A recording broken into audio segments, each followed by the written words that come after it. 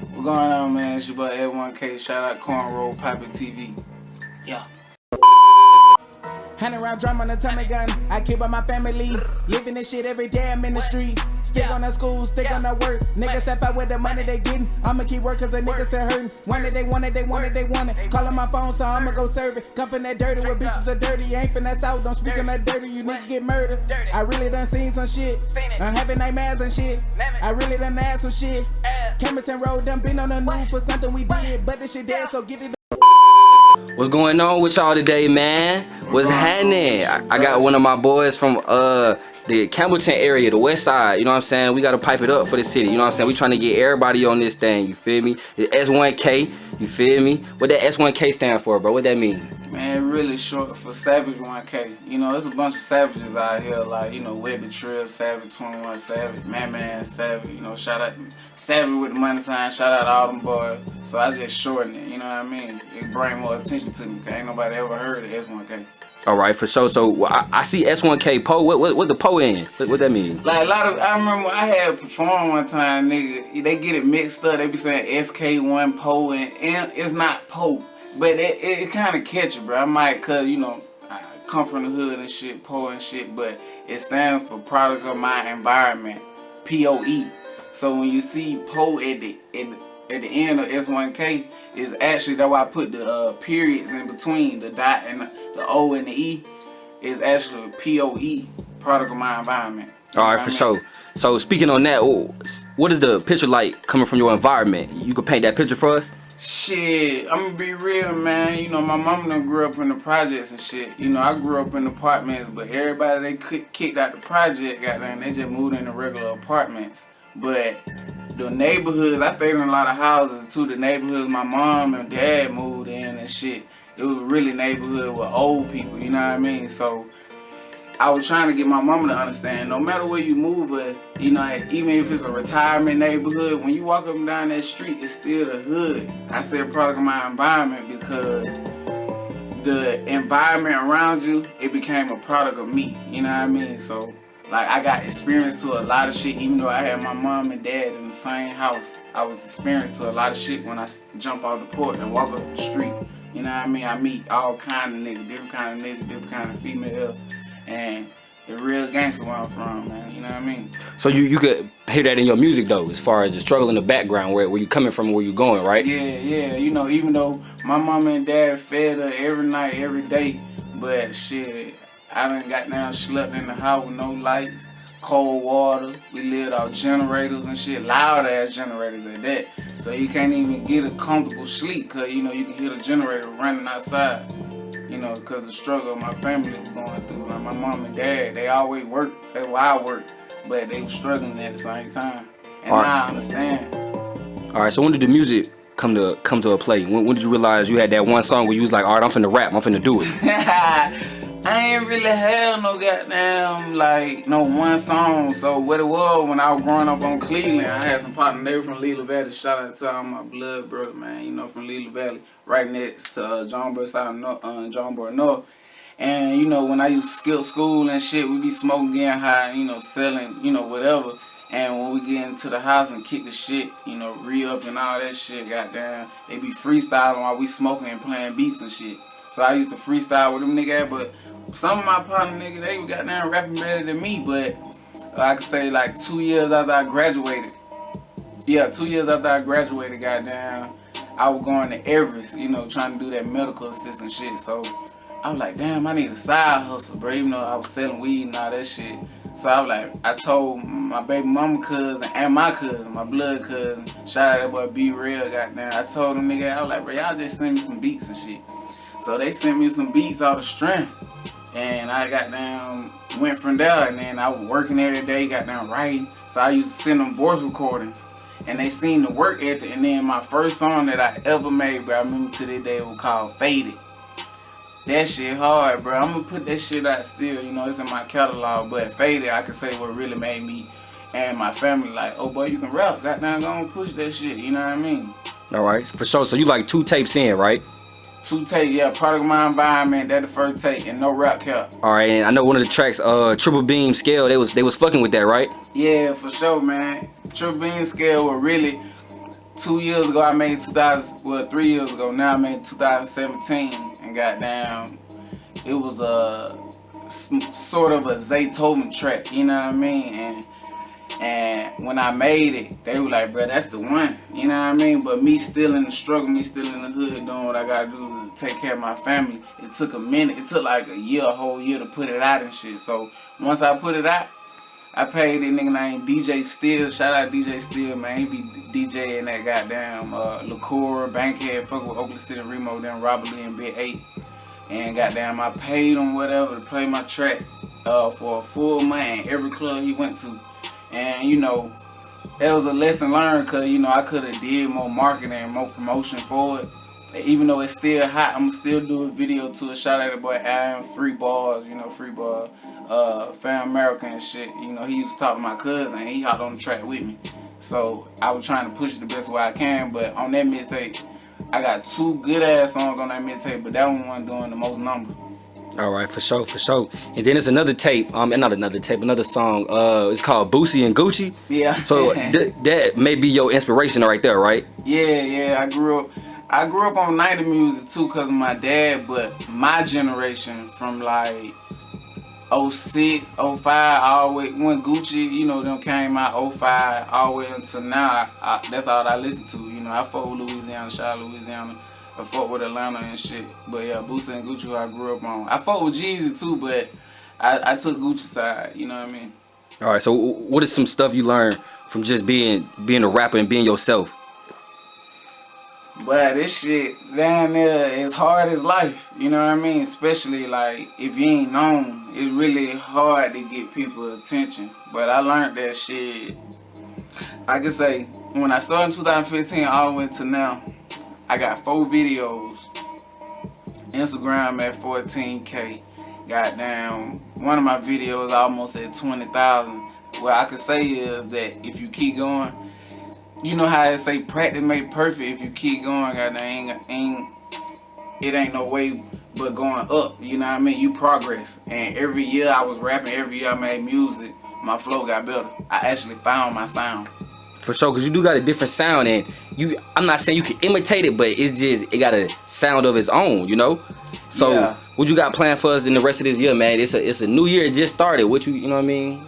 Well, shit, basically more of a networking and going harder, really, because they only see me behind Instagram, but they don't see me at these music events and shit. Like I was telling you, I ain't no people person. I'm a people person, but like if I don't know you, I ain't really gonna show you that comfortable side like that. So, and then growing up, I always heard a lot of people in the music industry, they shady. So, you know, it's about networking, getting to know people and getting out there and telling everybody about my music. I don't care if it's an old white man, old white lady, a Mexican, Asian. I'm gonna tell everybody about my music now. All right, for sure. So you mentioned some venues. What's some venues you performed at? The I Lounge, Club Rio, that's about it, really. All right, I Lounge, Club Rio. I fucked with that Chit Chat one time. All right, for sure, for sure. So, what's the craziest thing that happened to you at a show, or just caught your eye? Craziest thing that happened to me at my show is when I went to Club Rio, I performed and just to try to win some money. They told me that shit really a jug, but the craziest thing is watching everybody, the people that came with me, that supported me, I was geeked about that, but watching everybody actually fuck with my music. They ain't have to stand up or be hyped, but they were actually nodding to my shit and actually tuned in to what I had to say. You know what I mean? I guess it's all about stage presence. All right, so you was reading people's body language and stuff like that? Yeah. All right. So, like, when I read their body language, I know if they like the song or not. You know what I mean? Like, I know what I need to do better next. All right, so you got another tape coming for us soon? What's going on? Hell yeah, I got another tape coming. I've been working on it as we speak for the last, I could say, month. This dude I met from on IG, matter of fact, just networking up, like I was telling you in the beginning of the year. I met this dude named Vic Taylor. Shout out Vic Taylor. A white guy got down from New York or whatever, and we just connected. And he heard me rap. He fucked with me. And he just sent me some beats and shit like that. So I was like, you know, me being a real nigga, I was like, fuck that, man. You know, we both can make some money, so let's just do a whole tape together. And I didn't even know he can rap, bro. You know what I mean? I was making a track on the beat he had already made, And he DM me, he was like, bro, I got a little hook and all that to that shit or whatever. So I was like, damn, nigga, you rap too, you know what I mean? Cause it was just gonna be Savage Time Vic type production and, you know what I mean, beats and shit. So he got a few songs that he rapped on and I'm gonna hop on that with him too, you know what I mean? But yeah, for him to be in New York, I'm trying to do something different, cause you know how the South is, everybody fuck with who they fuck with in the South. But ain't nobody really got no South and Northeast shit mixed, you know what I mean? So I'm trying to do that in New York and Atlanta, you know, for a change. All right, cool. So growing up in your environment, what's some of the crazy stuff you seen that made you who you are today? Basically, it was a lot of gangs, you know what I mean? Cleveland and Campbellton, it ain't nothing but gangs. It's Blood, Crips, and G, you know what I mean? And then we got regular folk that just really in the streets and shit. So crazy shit I seen was like, me and my sister getting ready to get off the bus, and little 8th grader had some problems, bro. That's how I know it really don't matter how old you is. Little 8th grader, he had some problem with some folk, kinfolk, and some older niggas that were older than us. They were waiting on him before we got off the bus and shit. So when we pulled up, they was already standing outside. He was scared of hell. I felt bad for Brad, you know what I mean? And goddamn, when he got out the bus, he got beat up, he got jumped by the niggas' ass. And when we was in the apartment, the old heads seeing him get beat up and shit, he was like, get out of that nigga, man, get out of that nigga, you know what I mean? You better get your ass up and fight back, this and that. And him butting in, goddamn, they heard him and seen him, man. They let up off bruh and goddamn pulled they strap and shot at that nigga in front of everybody. Remember, we in middle school, you know what I mean? We in middle school, bro. I'm in the 8th grade, my sister in the 6th grade. And these niggas shooting at an old head for beating up a little middle schooler. And they ran off and shit like that. So I was like, oh yeah, we in the trenches, you know what I mean? And alright, for sure. Alright, so I see you got some face tats right there, man. Yeah. You could detail some of them face tats. Yeah, well I got Fear No Man, you know what I mean? It supposed to be Fear No Man but God, but it ended up being too long and I ain't want to look like, I already look like a fool with it hanging off my face. You know, I got the Christian cross, you know what I mean? And I got it in Japanese, it stands for as real as it gets. I got my daughter name, Madison, it's on the side of my ear. I got the SK, a lot of people think it's an AK, but I got the SK because of S1k. I got the SK with my rap name, you know what I mean? And then I got pain right here because I experienced pain a lot on my body and other areas but my face, you know what I mean? But another crazy thing is when my mama done got their taxes or whatever, she gave me $500, they bought me some polo boots. And I said, you know how you stay out to school and shit, hang with your partner to fuck with the girls and shit. And it was real late, like 8, 9 o'clock, and goddamn, we were walking up the strip on King Smith on Cleveland. And they cul-de-sac gang, it was like 8 or 9 niggas coming down the street. Don't know, ain't got no beef or no nothing, you know what I mean? But where I'm from, you just have certain niggas that just try you just cuz. And it's just me and my partner.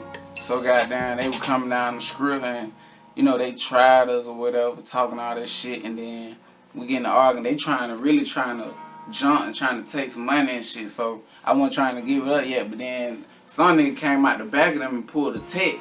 And my partner swung on one of them nigga ass. That was the dumbest shit I ever seen, you know what I mean?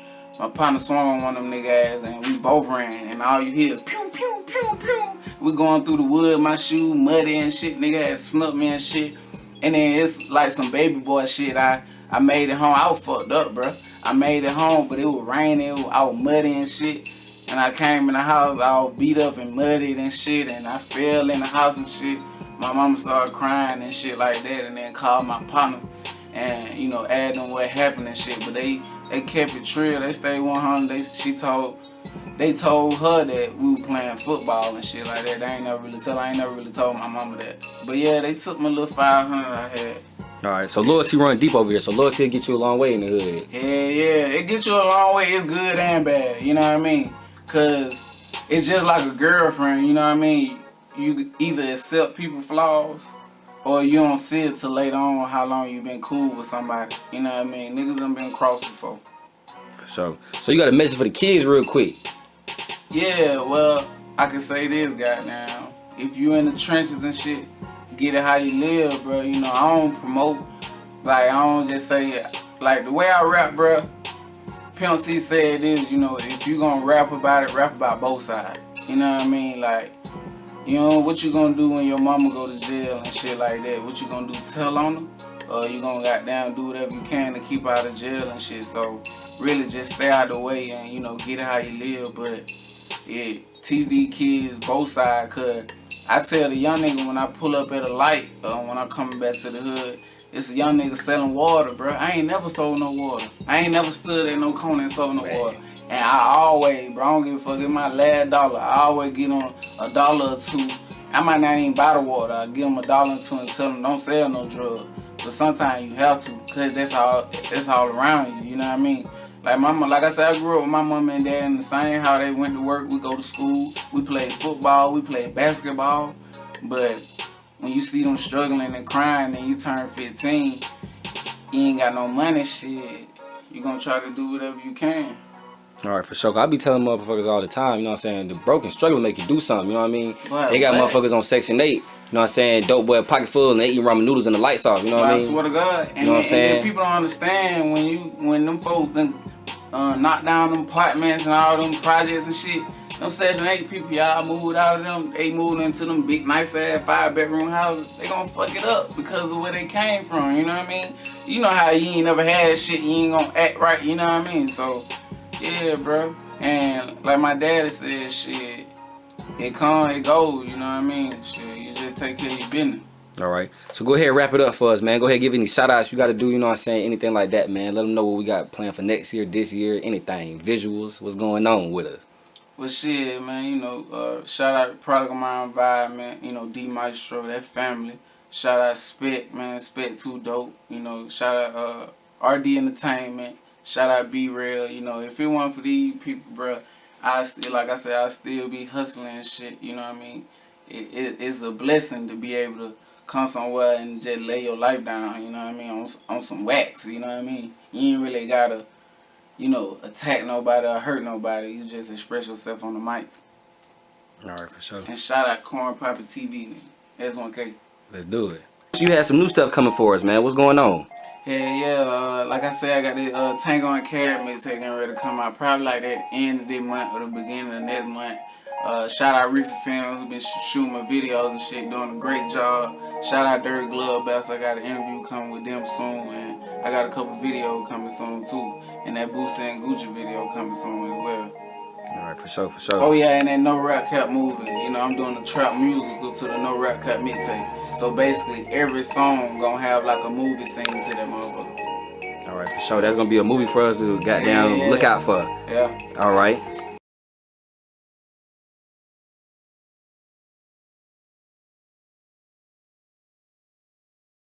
Money, you can tell you how to build time.